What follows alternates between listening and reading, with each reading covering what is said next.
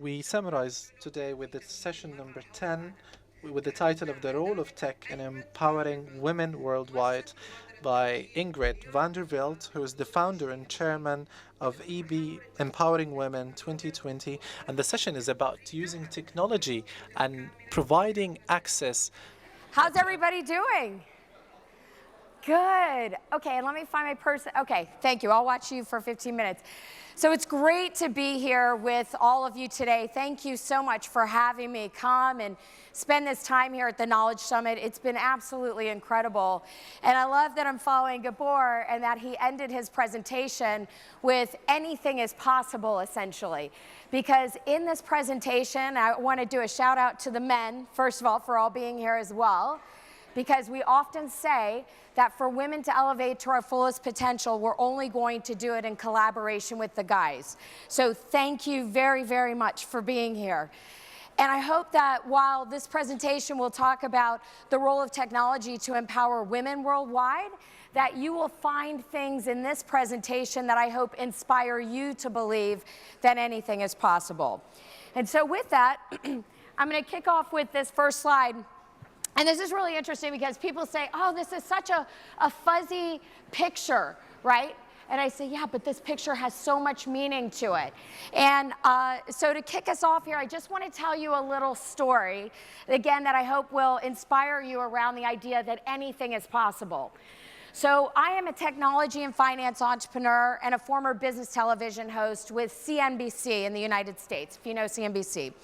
And prior to running Empowering 1 Billion Women by 2020, I was also the first entrepreneur in residence for Dell Technologies, overseeing entrepreneurial initiatives globally for the business. And when this picture was taken, I had started my first $100 million fund. I believe I was on to my second $250 million fund.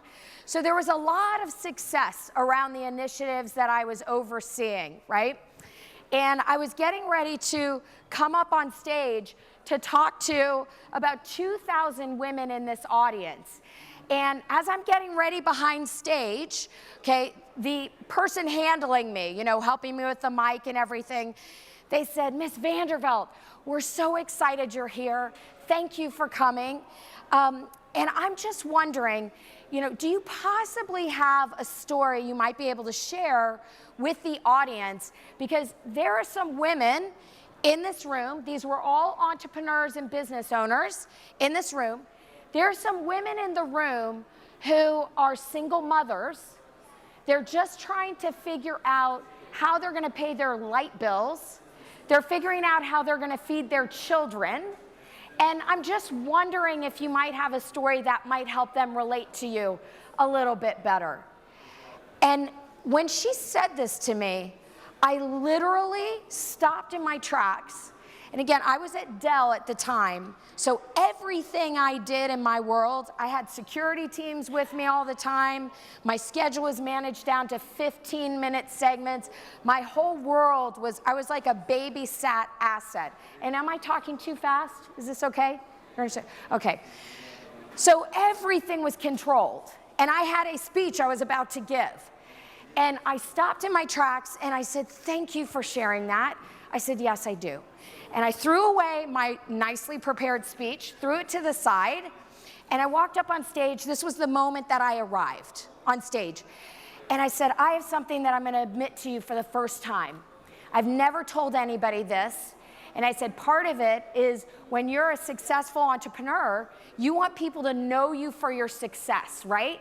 We don't want to admit the failures.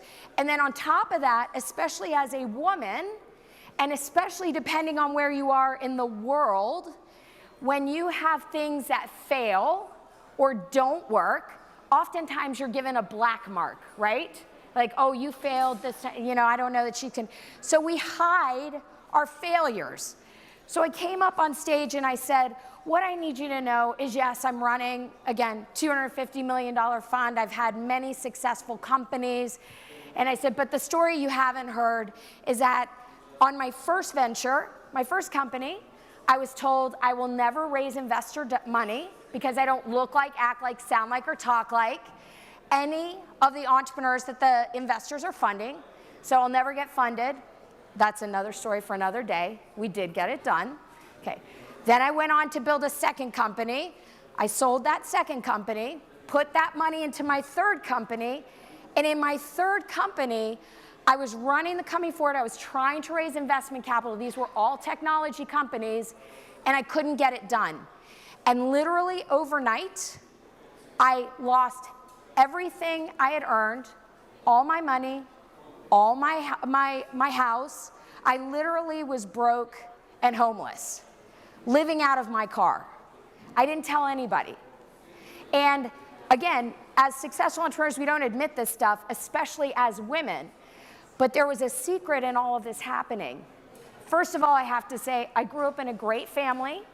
I could have gone home to my parents, but as a proud woman, entrepreneur, I was so embarrassed and humiliated that I had failed so badly. I didn't want anybody to know I was broke and homeless living in my car, okay? But something magical happened, because I want to say oftentimes, regardless of the venture, but especially in technology, if you're building a technology-related company, people in tech, they don't care if you're woman, man, green, red, white, brown, you've got the hijab on. They don't care. What they care about is the quality of the idea you're bringing to the market, okay? So with that in mind, and a very good friend, why gatherings like these are so important, because when you're building your company, it's so important to have that success, network of supporters, like-minded thinkers that are going to believe in you and encourage you when the rest of the world says it can't be done. And it was a friend of mine named Alexis Ferguson who said, Ingrid, I know what you can do. I've seen you build successfully. You come live in my house and you can rebuild from her. And so I went and lived in her house, nobody knew, and I did what we say in the United States, fake it until you make it. I put on my makeup, I did my hair, I went back out the door again with my friend saying, you can do this. And I felt totally horrible, but I was like, okay, I'm either gonna die or I'm gonna rebuild. And so we kept pushing and kept pushing, and it was my girlfriend saying, you got this, you got this, you got this. And eventually, I went from the girl who was broke and homeless to building multi-billion-dollar ventures. And that is what is possible with technology. So if I can do this, anyone can do this. So we're gonna cover 4 quick key areas today. We're gonna talk about how technology has leveled the playing field across the globe. The exponential value of tapping into women entrepreneurs. This is something, women, you're gonna love this. Guys, you're gonna love hearing it too. The business value of collaborating with the women, where the world is headed, and how to apply your ideas into your own business. Thank you, by the way. I have a little bit of a hoarse voice. This is not how I normally sound, but I'm glad I have a voice. So why do I care so much about this topic of empowering women, of women in technology? What it really all boils down to, first of all, is I always say building a company is hard for anyone, whether you're a man or a woman. But for women, it's especially hard, because just the facts are, historically, it's been all you guys building the businesses. You have a like-minded group of people who can show you the way. Women are building for the first time. And so if I can make that journey a little bit easier for even one woman, then I'm doing my job. But the second reason this really inspires me is that women, compared to the guys, and again, God bless you guys, that said, women, when we're making money, whether you're trying to figure out how am I gonna feed my kids, keep my light bills on, or you're making lots of money, we reinvest 90% of what we earn back into our families, our communities, and ultimately the world. So when we're here at this summit, we're talking about how do we create a sustainable world? How do we create the global sustainable future that we want to see for ourselves and for our children and our families and communities? It's happening through a new set of eyes, and that is the eyes of women. So if you want to build a sustainable future, team up with a woman and help her succeed in business. And I promise you, you will see immediate social and economic results in your community. So I shared the story of being broke and homeless. That all went on to build a number of ventures. And back in 2011, I grew up thinking I'd be a missionary. I think it's important to say that. It kind of explains some of the work that I do. But I enjoy being a capitalist. I enjoy making money so that I can turn around and invest in all of you with your great ideas. I love it. So in 2011, on a dirt road in Dallas, Texas, I was praying, what am I supposed to do now? I had just sold the 2 green energy companies that I was an executive of, one CEO of another. And I heard this call to empower 1 billion women by 2020.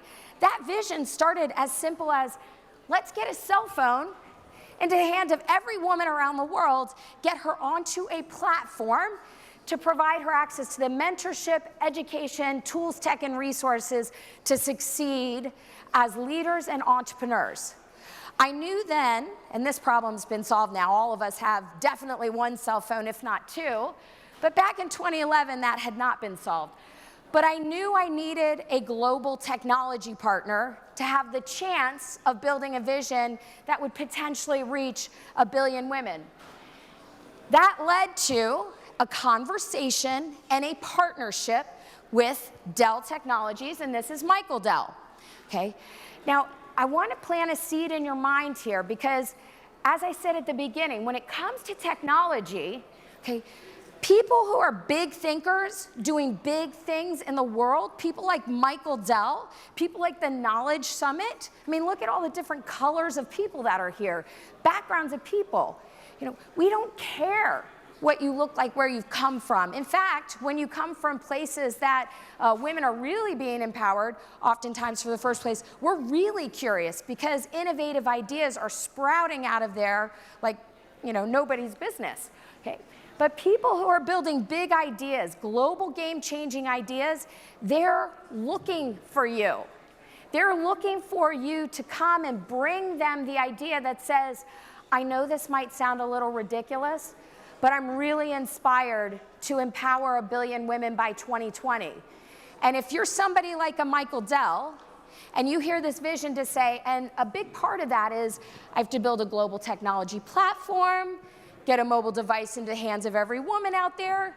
Okay, it doesn't take a rocket scientist to look at that and say, wait a minute, if those are Dell devices, and those are all Dell cell phones, and that's a Dell platform, that could be some really, really big business for us. Does that make sense?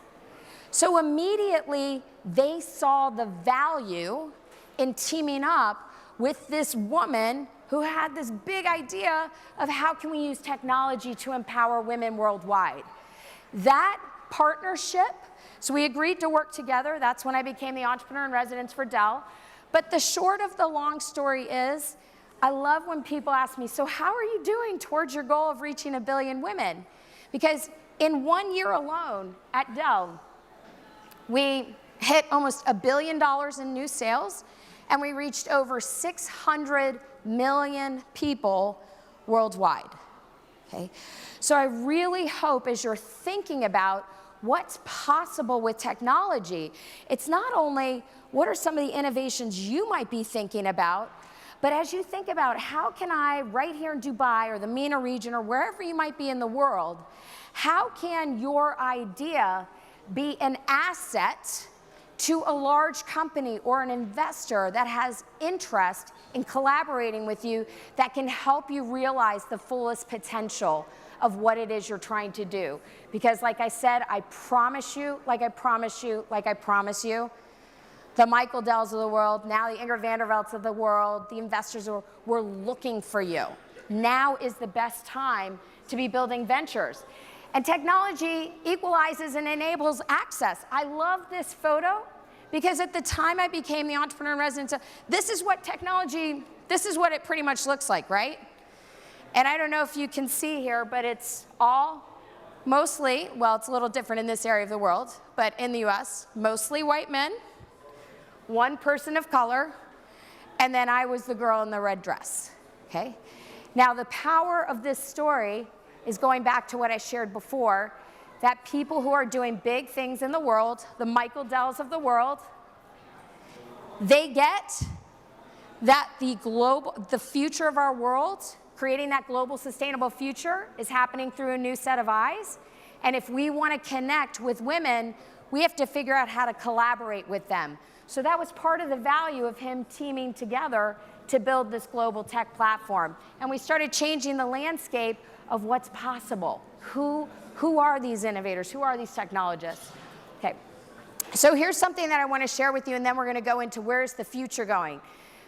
For the guys in here, from a business perspective, you'll appreciate this. And for the women, this is kind of your secret weapon.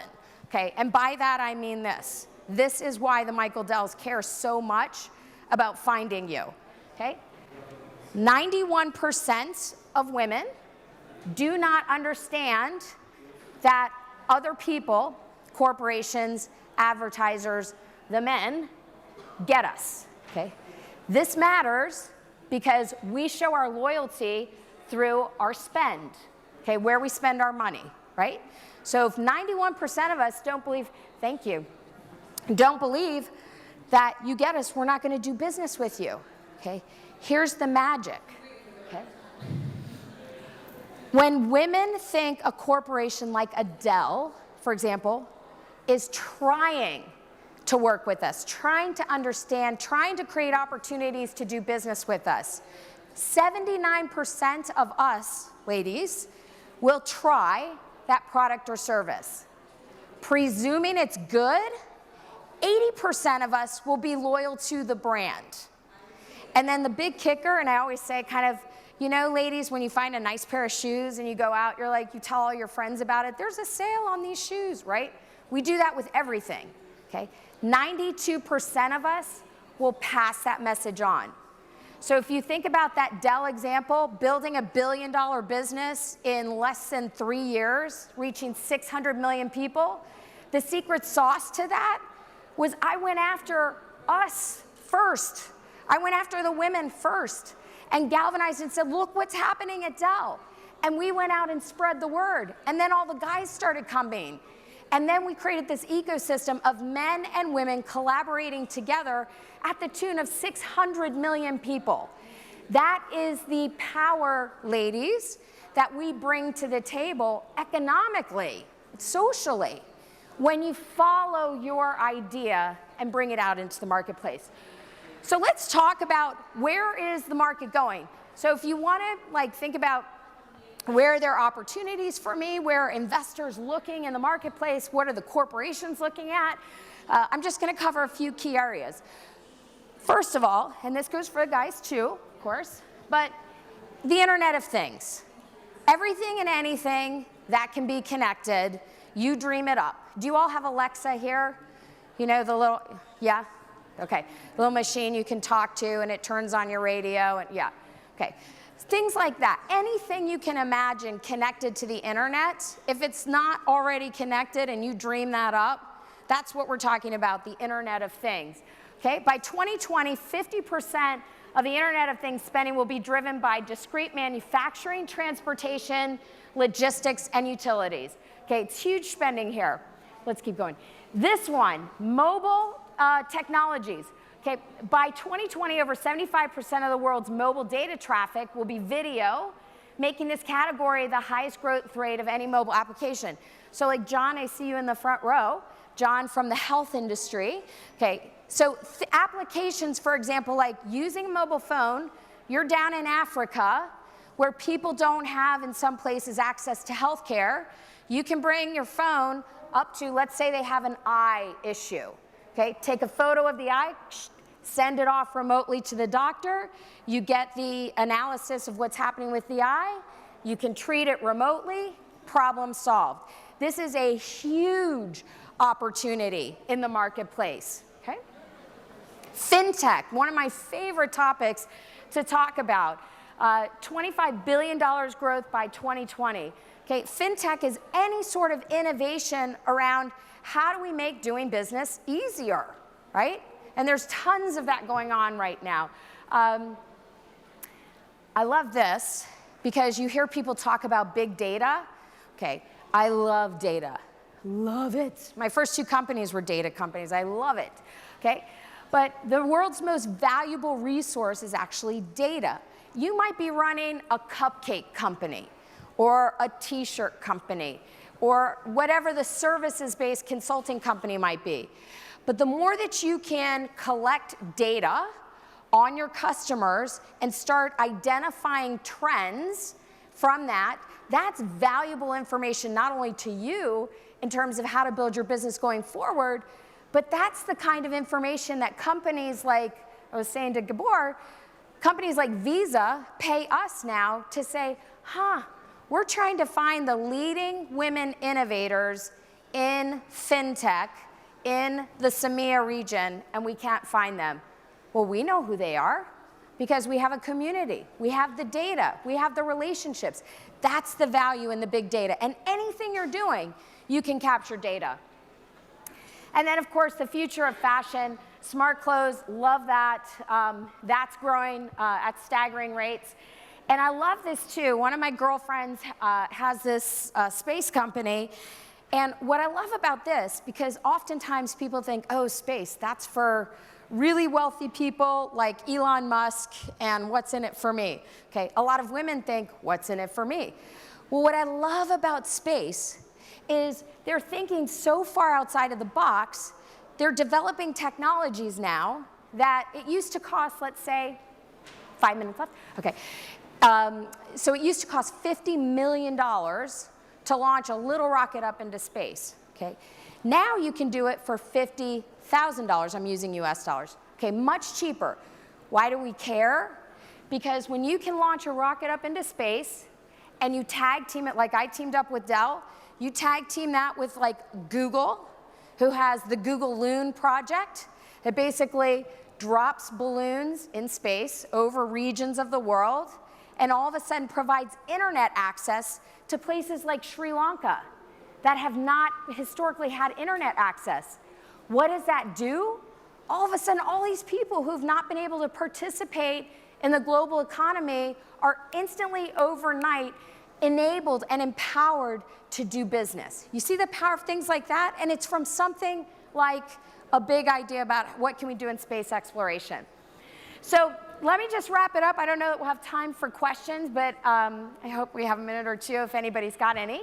But come and see us in January. If any of you are interested, we have a gathering in January. We'd love to bring you over to the States. I'm going to give you my emails up at the top. So this is my email.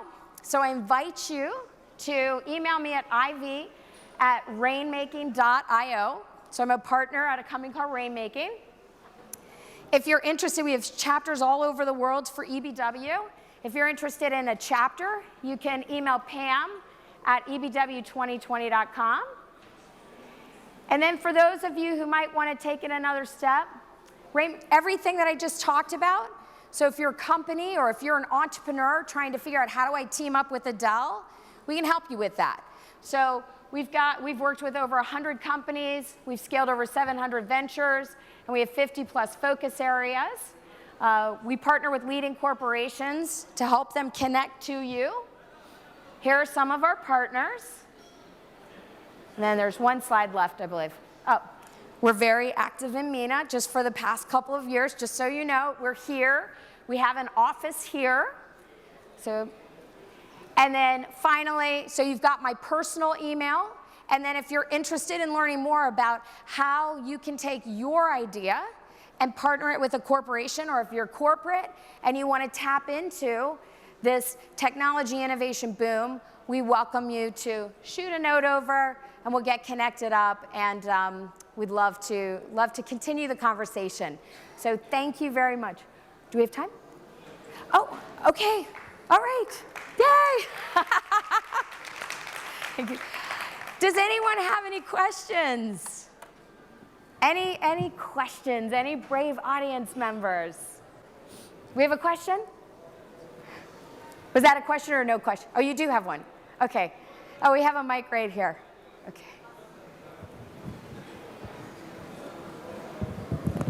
Thank you. Oh, we're pretending someone has a question. Does anyone have any questions at all? Brave ladies. Brave men. All right. Well, really, I hope you are enjoying your time here at the Knowledge Summit. Again, thank you so much for having me, for bringing me here. It's such a joy, and I'm so honored to be with you. So let's stay connected. You have my email. You've got this email. Let's stay connected, and let's make some great things happen together. So thanks again. Okay.